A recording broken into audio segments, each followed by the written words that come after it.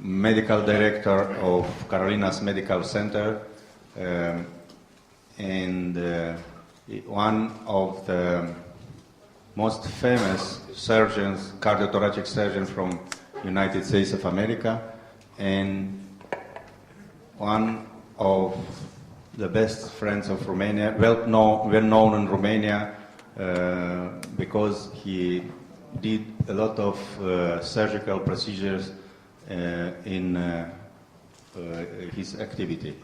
Professor Robicsek will talk a main lecture about Leonardo Da Vinci, the first biomedical engineer. Please, Professor Robicsek.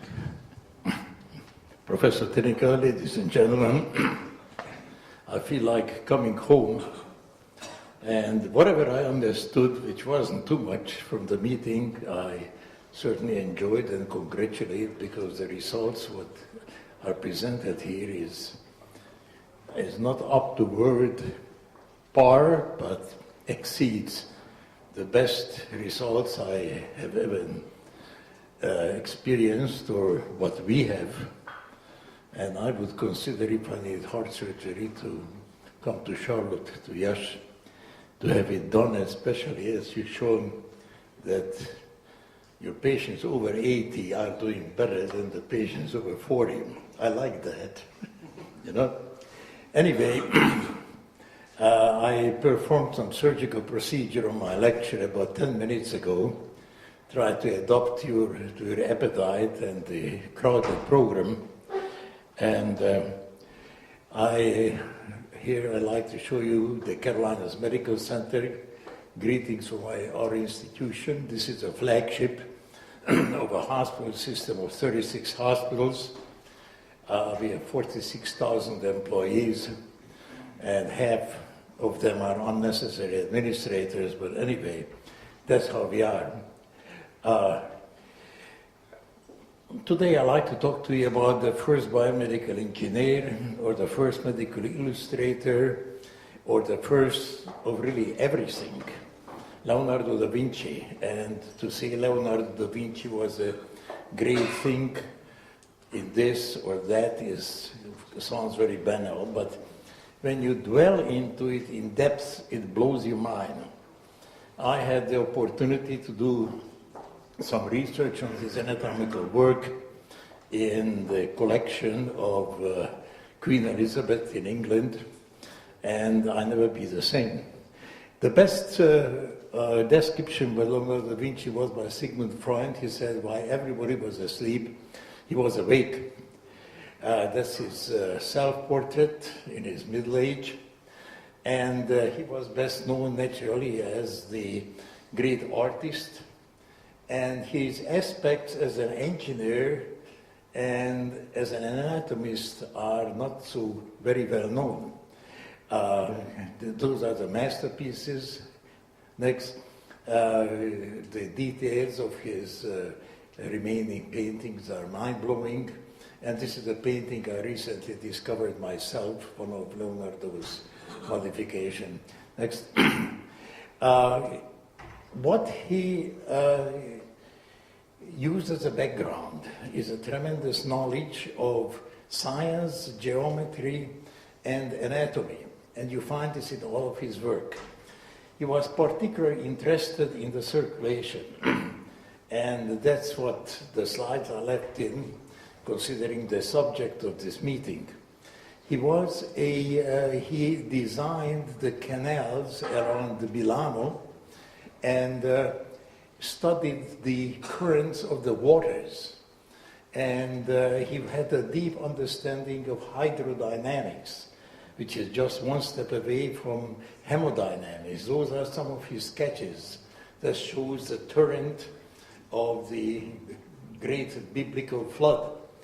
And he did a lot of experiments studying the movement of fluids, especially interested in turbulence, how it might involve both the circulation, and he used his knowledge to create dredgers in the waters. And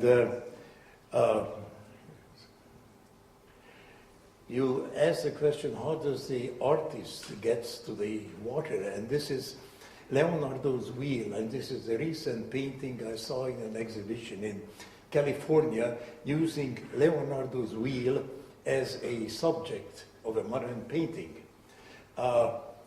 He got into the anatomical study, as far as I can determine, when he was fascinated and studied the flight. And he made sketches and he made his notes in big Latin, going from left to right so nobody can read it, and studied the anatomy of the bird's flight.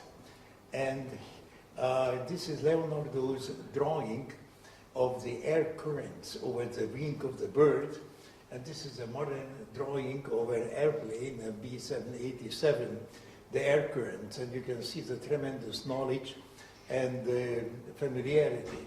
He compared the wing, the bony structure of the wing of the bird to the human arm. Then that's, as far as I can tell, he first studied human anatomy in depth.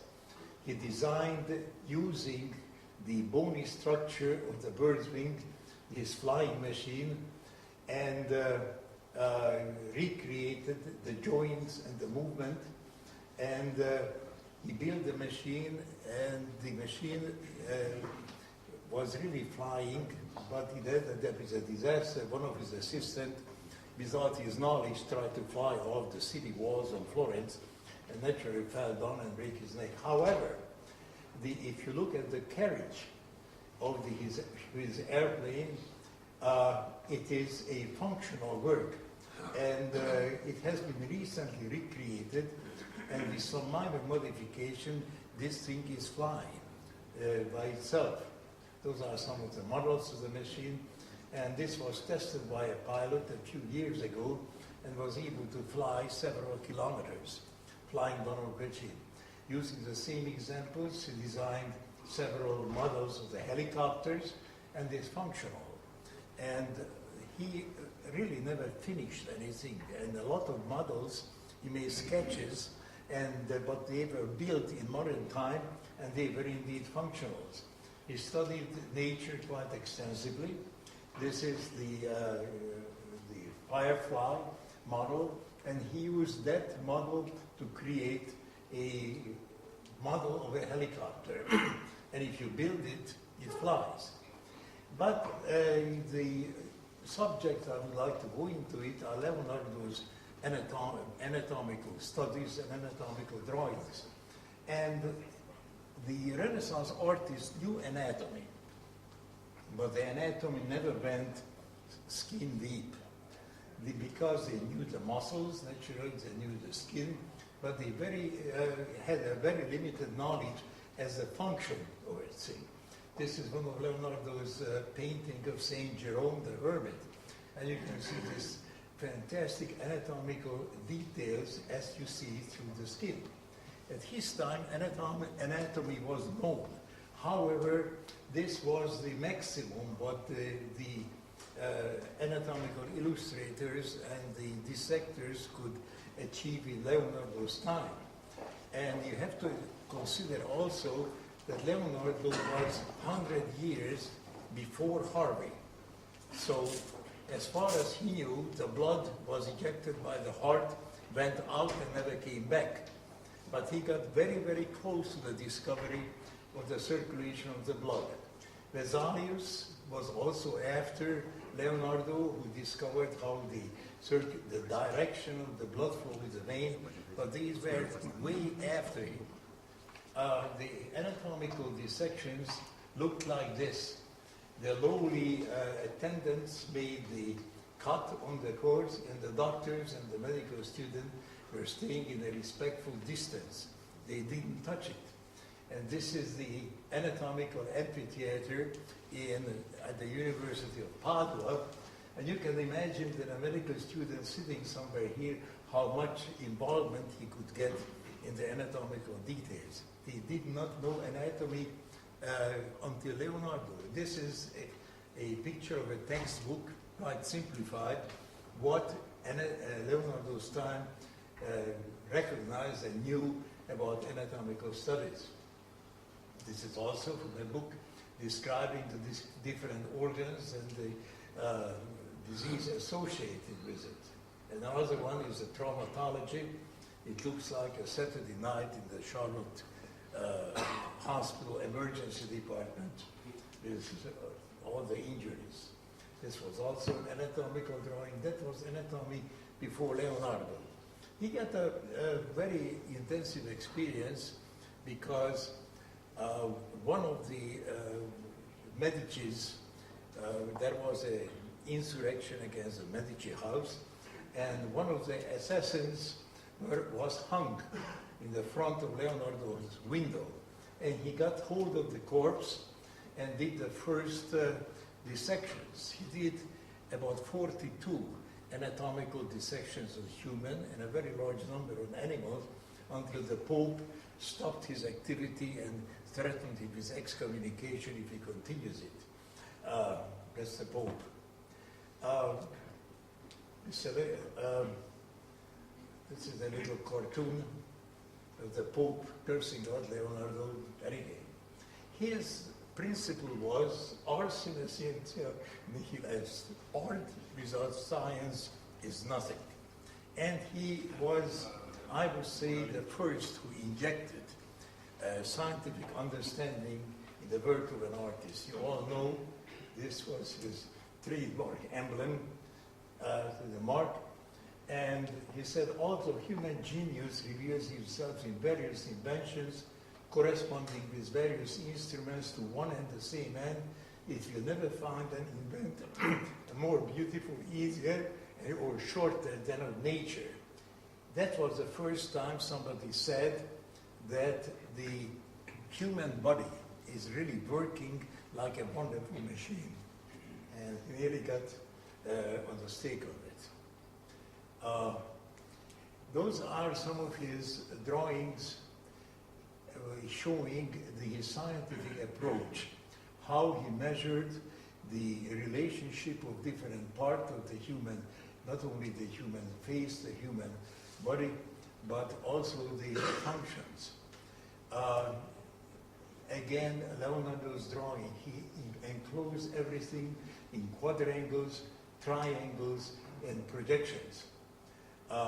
Again, from his notebooks, you see the very precise work of the engineer before he transferred his approach, his scientific knowledge to his artwork. Again, Leonardo's notebook, more. And again, when you go to this painting, you see the geometry from his Last Supper. You see the triangle enclosed a Christ, the quadrangular background, and then the apostles also arranged into the same thing. This is the Annunciation of Leonardo. And again, you see the engineer, the geometries projected into the artist. That goes through all of his work. He studied the human body, the human expression, the function of the human organs quite extensively. He went down to the bone, and then he went inside of the bone. This shows the cross-section of the skull, and this shows Leonardo's drawing of the human brain, extremely accurate.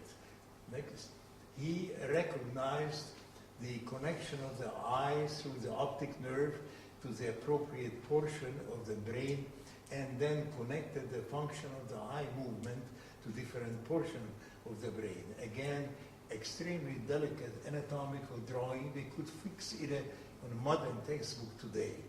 He knew exactly how the picture is projected on the retina and then confirmed in the brain. He studied optics quite extensively. He looked at it, how the eye appreciates and measures distance by comparing the size of different objects. This is a sketch of his telescope. They never found it, but it was said that he kept it in a secret way before Galileo. Again, the optics, he studied also the motions of the planets using the vector. He didn't look at the human body as a stable force which needs to be painted, but he studied the human body in motion, and that carried him further. What does make the muscles move? And he started to work on it, and how the arm, how the shoulder, how the elbow muscles, and this has been never done before. And this is a series of his book. He not only determined which muscle had what kind of a function, but also was able to measure the work, what the muscle performed, and the amount of force needed to move the muscles. He studied movement, arm movement of the legs, and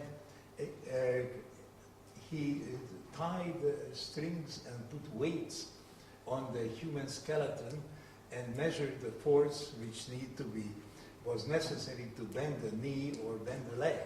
He was unbelievable. Next time. Looked at the muscles, looked at the tendons, looked at the bones, and this today all could be in an anatomy book. He exactly determined how much force do you need to bend the human elbow. He was a mechanical engineer. Next one. He studied the respiratory system, described quite exactly how the larynx functioned, how the sound was generated, and this is the first picture, as far as I know, of a tracheal diverticulum that he found in one of his autopsies. He compared the human voice, how it was generated, to a flute, and determined how the length of the flute and the size of the hole could be compared to the generated human voice. And that is quite unusual. You all know the physicians who discovered how fast the sound travels. Leonardo measured it. Here you see he was timing the travel, the speed, how the sound traveled back and forth with the echo, and was able to measure approximately the speed of the sound. He used his anatomical knowledge to create all kinds of musical instruments, and this is a Jew's harp, and compared the flute, the harp, to the function of the human voice and the larynx. This is quite a realistic and good drawing of his respiratory system. Exactly, you see the branching of the bronchi, quite good anatomy. And he also studied the way how the human breathing worked. He measured the movement of the ribs, the expansion of the thorax, and the movement of the diaphragm. That was all unknown before Leonardo. And this shows the inspiration and expiration movement of the diaphragm, also out of his notebook. He studied the anatomy not only in the conventional way, but in cross-section as well. He was the first one who recognized the physiological curvature of the spine. This has been never shown before Leonardo, and studied and had an accurate number of the vertebrae, and reflected how the change of the normal curvature of the spine may cause disease. He studied the human foot, and he was father of the comparative anatomy, compared the function of the human body to the function of animals. You saw the previous drawing, how he draws a human foot, and this is the foot of the bear, and compared the difference and drew analogies and consequences. He was the first one who studied anatomy in cross-section, what every medical student does today. This has never been done before Leonardo, and he had accurate drawings of the muscles, the vessels, and the tendons in a cross-sectional way. Next one. This is the placenta, first time described by Leonardo, and he very accurately described the villi of the placenta and the blood flow through the placenta. Again, we are 100 years before Harvey. It's incredible. That's how in contemporary books showed the embryo in the human womb. Next one. And that's how Leonardo showed the same thing. He was the one who described the fetal position. Next one. And studied in details and described what kind of mishaps can occur if the position of the infant is changed and what significance it may have in obstetrics. This shows the intercourse in cross-section, showing the sexual organs quite well. Circulation, as I have already mentioned to you, was of special interest to him. This is one of his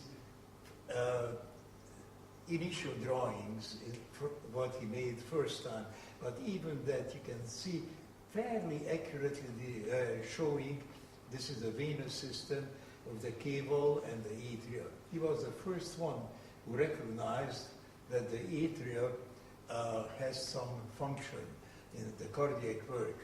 Again, Leonardo's drawing, perfectly accurate.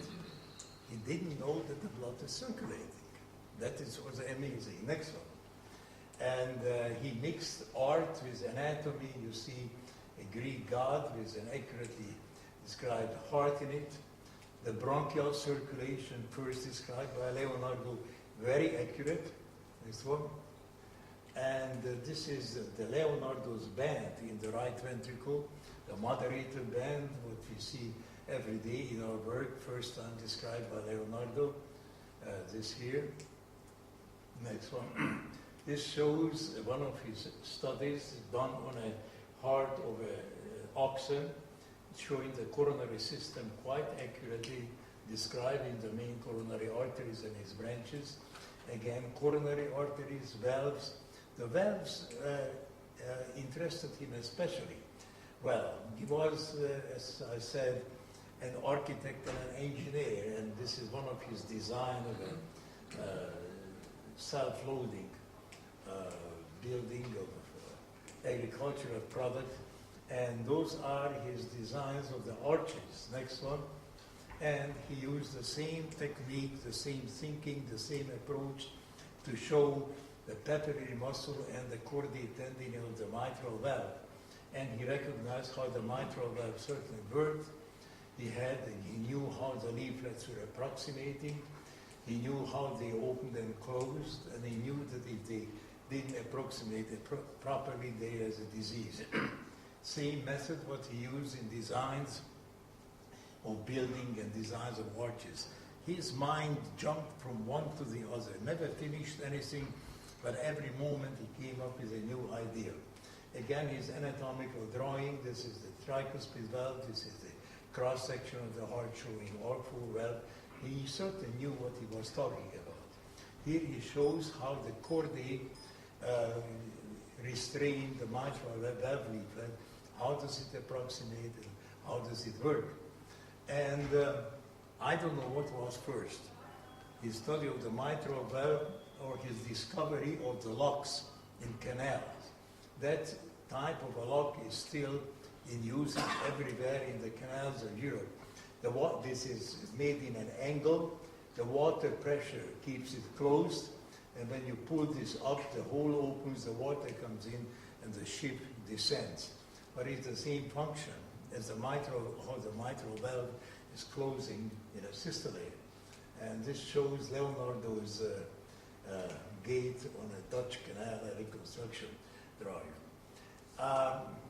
That is extremely interesting. In Italy, they used to kill the pigs by sticking a dagger in their heart. And Leonardo was hanging around abattoirs, and he saw that when the dagger was stuck in the pig's heart, it kept moving.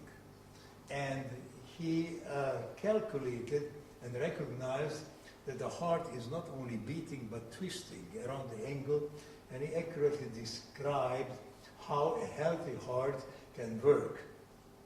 You just have to put a dagger in the heart, just like we do. He recognized that the atria was described in his drawing first time as a muscular organ which can contract.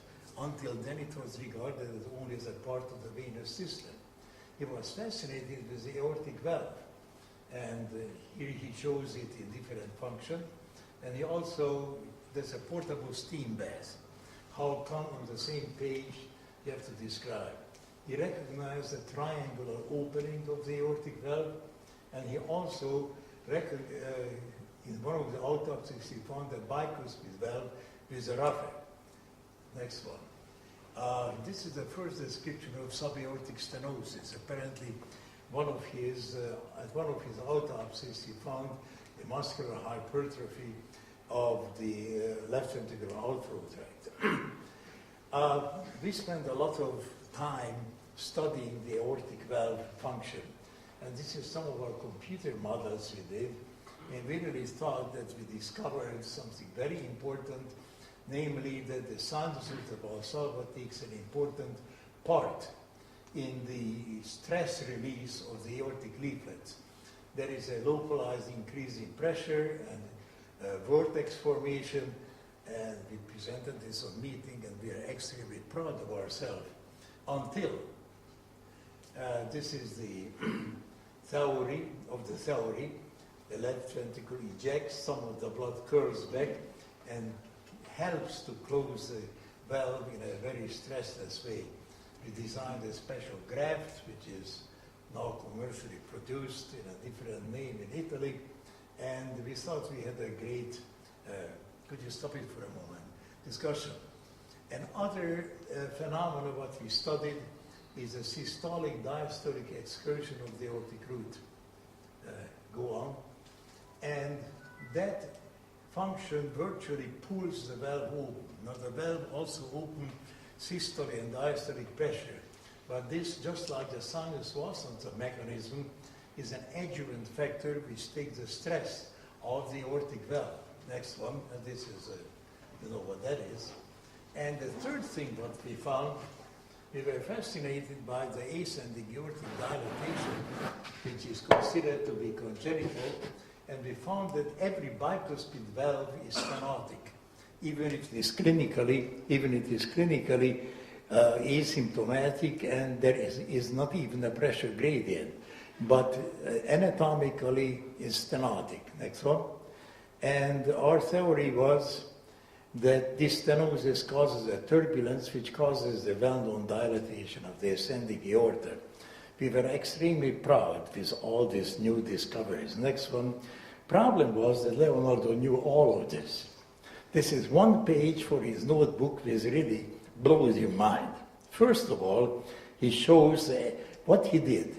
He took a wax impression of the heart and reconstructed the left ventricular outflow tract, the ascending aorta, out of glass, and then rhythmically pumped water through it and sprinkled seeds of grass. This is the first pulse duplicator in medical history.